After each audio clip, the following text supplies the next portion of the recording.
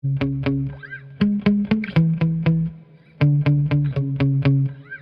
was raining quite a bit this afternoon, but I really wanted to get the Jetwood truck out again for a better run with these SHAREGOO 15mm adapters.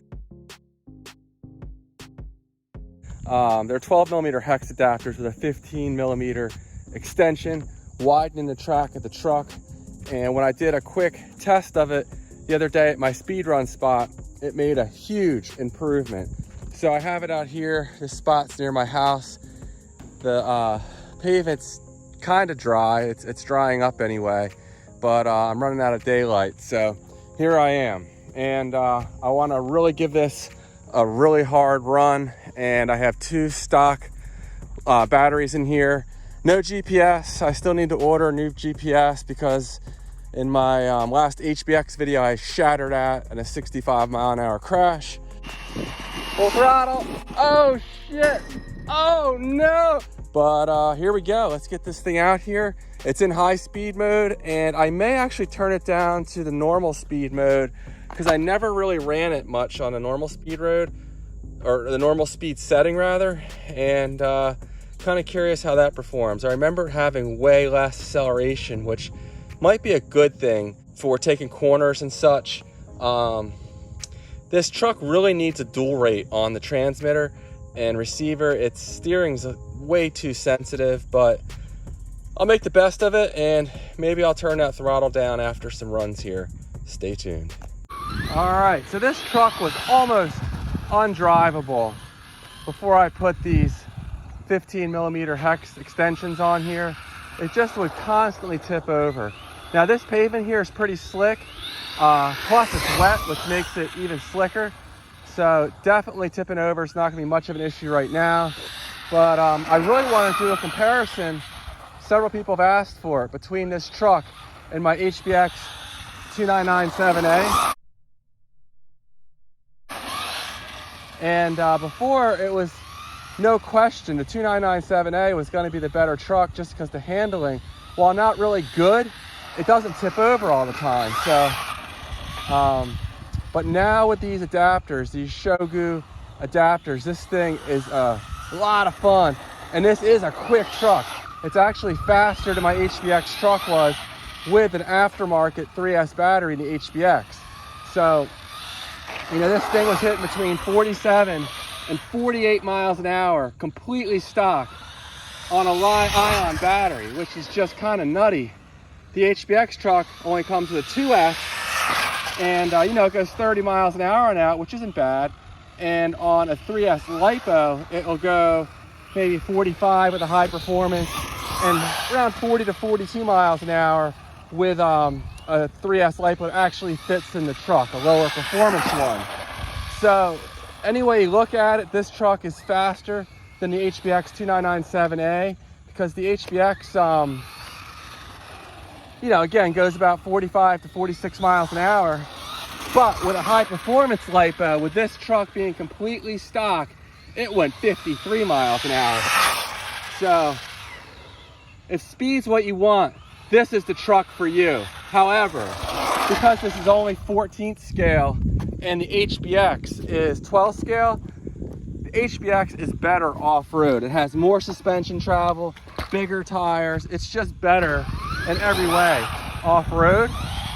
So really, to me, this truck is limited to on-road use. It's not going to shine off-road. It's just not set up for it. But on-road with these hex adapters, I mean, you can see it. This thing is great. I'm drifting it, just getting a feel for it still. But it's a hoot. And I will get both the trucks out here at the same time in a future video and really do a complete comparison. But it seems appropriate. They're both within, I don't know, $20 of each other. You have to add in the $10 hex adapters in this truck to really make it comparable to the HBX as far as handling goes. But with the HBX, you have to buy a 3S battery and a charger if you don't already have one. So there's, you know, pros and cons to both trucks. And, you know, I'll run them back to back and show that. I will say, now that I have the hex adapters in here, I think this probably does handle better than the HBX truck. The steering was always more direct and didn't have as much slop to it, but the problem with this was it just tipped over so easily. Now, because the motor is pretty hot in here, it's a 44 or 4600? I think it's a 4600 2850 size motor. It does get hot, and you know, I was just going pretty hard on it there for, well, looking at the timer on the video, it's only been probably about 3.5 minutes, and I'm gonna let it cool down for a minute now. I can touch this motor for about 5 seconds and it starts to burn.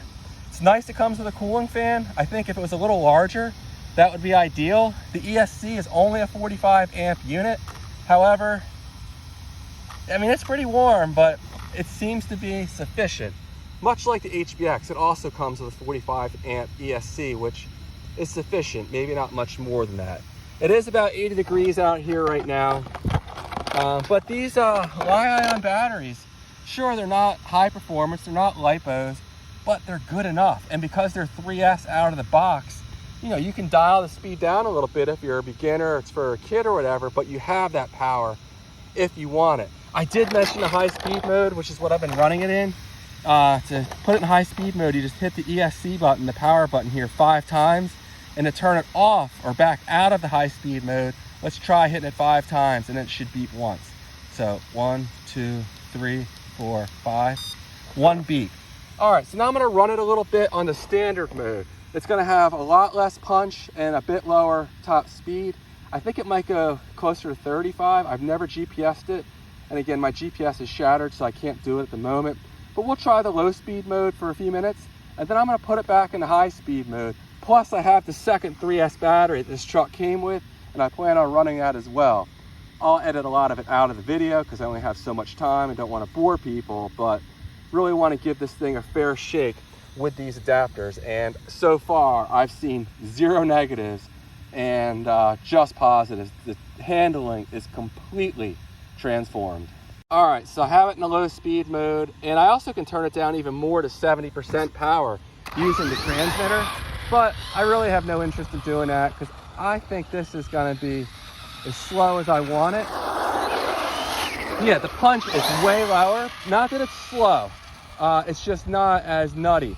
On the full speed mode, every time you saw me accelerating, I was easing into it. If you go full throttle, it'll do a backflip. It'll just crash immediately. So every time I was accelerating, especially from low speeds, I was easing into it. Whereas here, I can pretty much mash the throttle unless I'm coming out of a corner, and then I still need to ease into it. So yeah, I would say this is closer to 35 miles an hour. It's probably a lot kinder on the drivetrain as well. And I have heard people say the HBX trucks, they tend to be more durable than these. I don't bash my trucks in general, unless you consider crashes at high rates of speed and speed runs as bashing, but I have heard these tend not to hold up quite as well. Again, this is the Jetwood. It's not an actual MJX, but it's basically a clone, and I really like this truck. It came with a lot of extra parts, and now I am having fun with this thing. You have to get adapters. Again, these are only 15 millimeters. I didn't want to go too crazy. I was worried if I went too wide, it may have other negative consequences. But this seems sufficient, especially on this pavement here, which is fairly slidey. It's not exceptionally grippy. I'm gonna go ahead and turn it back up to the high speed mode now. So if I reach in here, I can hit this button 5 times. 1, 2, 3, 4, 5. And then it beeps 3 times. So we're back in high speed mode. Yeah, I mean, it's just nutty. So I gotta ease into it, which is fine. I'd rather have more power than not too much. But right away, this thing is just an absolute monster for a 14th scale RTR truck, under $200. It usually goes for about $180. The suspension is great. It's soaking up these bumps nicely. And if you just want a parking lot basher, this thing, to me, it checks all the boxes. You don't miss the extra size. It's not like my 16th scale HBX truck.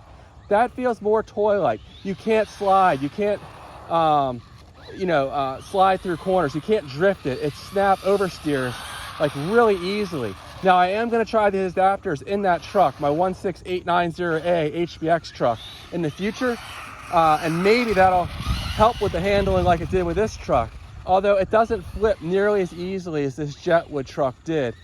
So I don't know, we'll see what it does. But right now, now this is a huge premium over that HBX 16th scale truck. You can pick those up for, I want to say they're about $120 these days, so pretty cheap. But so it's $60 more for this, but you are getting a lot more for your money, and you're hitting 3S right out of the box.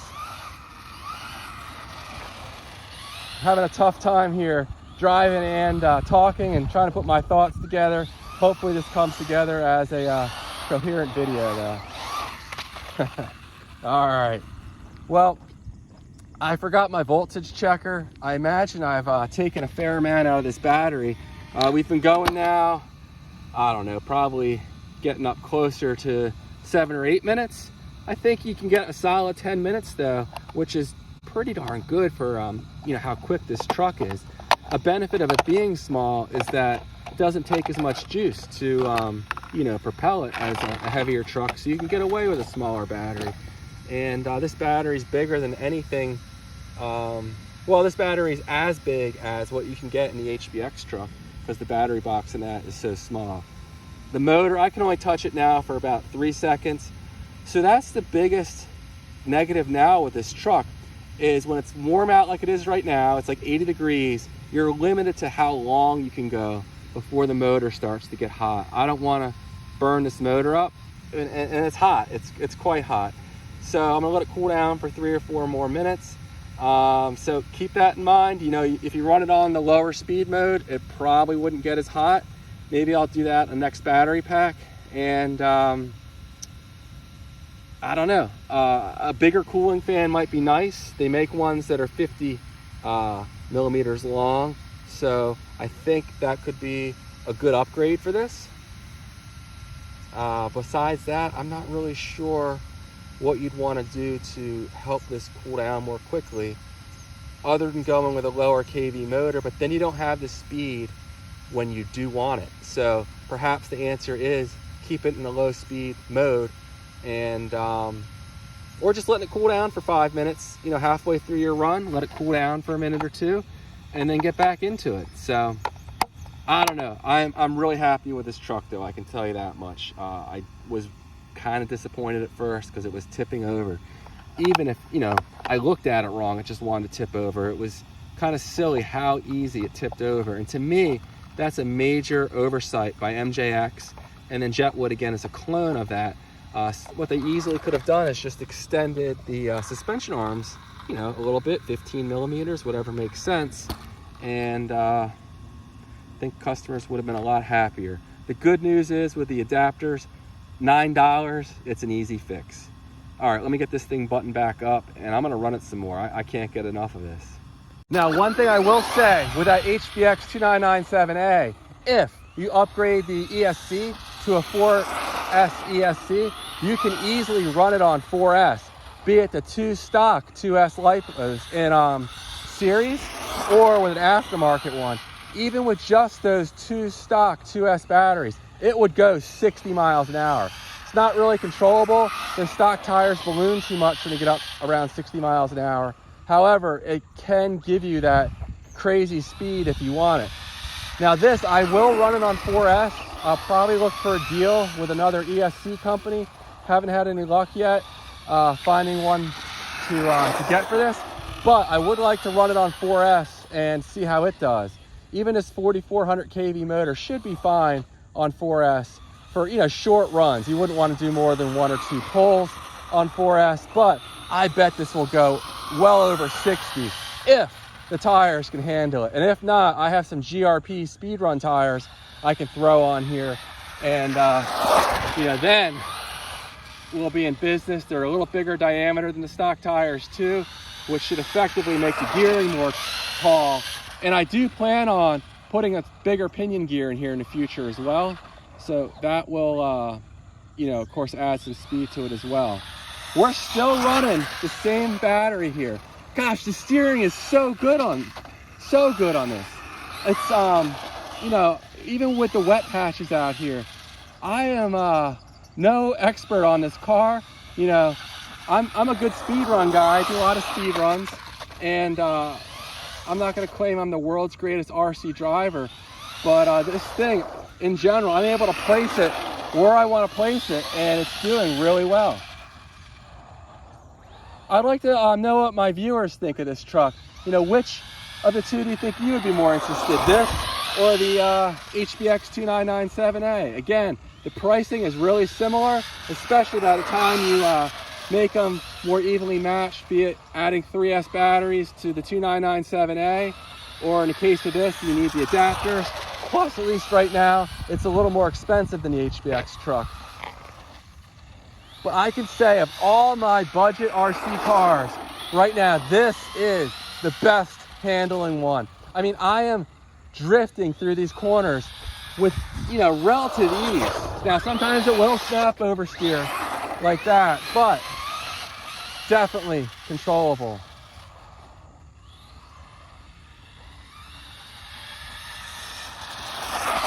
Whoa!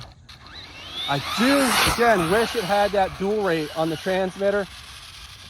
The transmitter on this does feel, it's a little budget-like feeling. It's light, it feels kind of cheap, but it does everything well. I mean, the steering wheel works well, the throttle's good.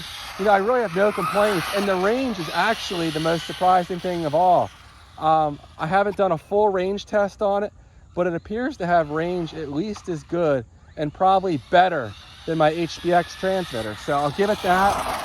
And one thing I'm noticing here, when I am flipping this truck over, when it was stock, it would land on its roof. All right, I just hit the low voltage cutoff. But when it was stock, it would flip and it would stay on its roof. Now when I'm flipping, more often than not, it's landing on the tires. So another huge benefit.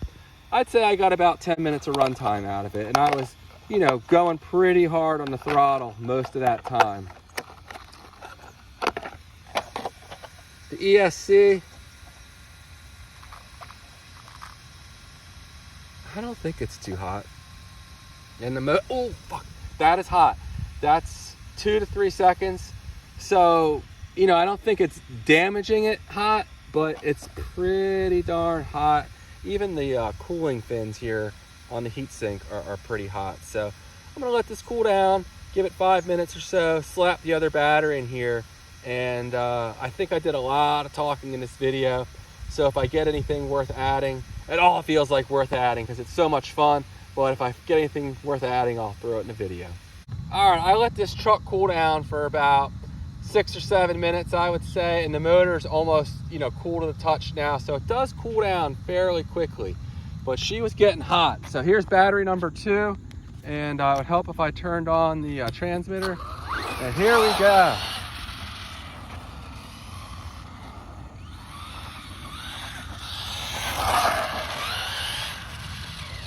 In a different spot here, I gotta get a feel for it. Whoa, thing is hopping around. I'm gonna end up losing a kneecap here. I'm sitting on my knees, which isn't very smart. Whoa, shit! Oh, on the brakes. A little wet over there. Now this parking lot's pretty bumpy, but these shocks have enough travel in them. They soak it up. The front shocks are pretty limited in the travel they have, but it does seem sufficient for on-road use. Again, this truck is not going to shine off-road. It's just not that big, and not as capable as my 2997A, which in turn is not as capable as my 10th scale truck like my Big Rock would be. So if you want something good off-road, you really need to get something bigger. And again, this thing is going to be, for me, dedicated on-road and for baseball fields.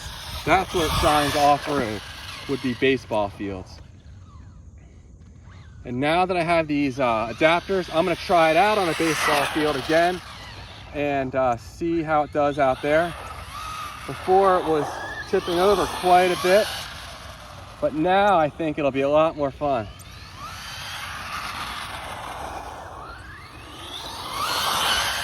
So yeah, I don't want to bore you guys. I'm just having way too much fun here.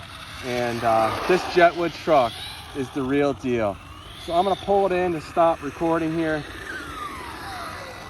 And we'll just close out this video. All right, guys, well, thanks for watching. Definitely check out this Jetwood truck on Amazon. It's under $200, ready to run, 2 3S batteries, and this thing is a lot of fun. So look forward to doing a comparison on this and the HBX 2997A and the 16890A for that matter, and much more content coming on here. The speed running it and getting it up past 53 miles an hour, which it can do stock on a higher performance LiPo battery. All right, guys, take care.